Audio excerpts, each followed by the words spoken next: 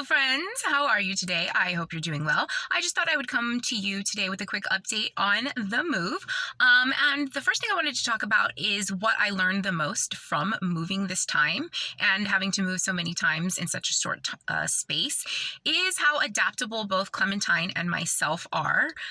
For 20 plus years, I lived in my house, and Clementine lived in the house with me for 6 years. Then we lived in a car for 5 years. Then we lived with my mom for about a year. And now we've been bumping around in these monthly rentals, and we have just adapted to every one of these situations seamlessly. I think that's how I ended up living in the car for so long. I was just like, okay, this is fine. Like whatever situation I get put in, particularly we in this scenario, we just go with the flow, and that is impressive. I'm impressed by the animal instinct in both of us, and that we've been able to make it through all of these different situations with a lot of grace and having a lot of fun.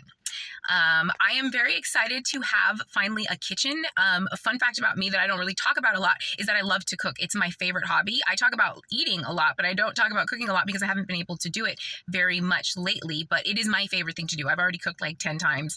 And mostly if I'm in the house, you will find me in the kitchen. I'm either eating or cooking or doing something both.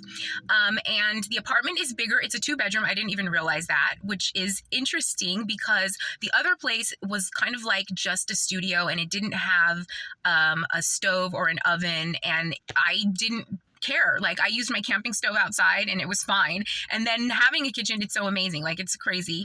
I can't even, it's interesting to kind of start again from the bottom, even when it comes to something like shelter. I went from luckily never having to be outside, but having to live kind of outside, to working my way back up again. And that's really fascinating. Another thing that's really interesting is that the place is only a half a mile from the other place that I was staying, but the neighborhood is kind of terrifying. It's like sketchy.